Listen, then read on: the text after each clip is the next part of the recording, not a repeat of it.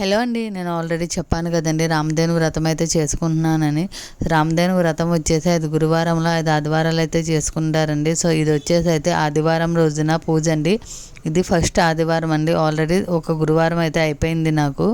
So ఇది వచ్చేసి second week వచ్చేసి ఆదివారం అండి. రామదేవుని పూజ అయితే యథావిధిగా మొదలుపెట్టానండి. సో ఇక్కడ వచ్చేసి అయితే ముందుగా అయితే గణపతికి పూజ చేసుకున్న తర్వాత అయితే రామదేవునికి వ్రత కథ అయితే చదువుకుని రామదేవుని పూజ కూడా అయితే చేసుకున్నాను అండి. ఇక్కడ రామదేవునికి ప్రసాదం కింద అయితే రవ్వ లడ్డు అయితే చేస్తారండి. రిమైనింగ్ ప్రసాదాలు అనేది మన ఓపిక మనం టైం బట్టి అయితే చేసుకోవచ్చండి. మెయిన్ అయితే రవ్వ లడ్డులు అయితే అది చేసి అయితే స్వామివారికి నైవేద్యంగా పెట్టాలండి. సో ఇక్కడ వచ్చేసి నేను ఒక ముత్తైదుకు తాంబూలం ఇవ్వడానికి అయితే రెడీ చేసుకుంటున్నాను.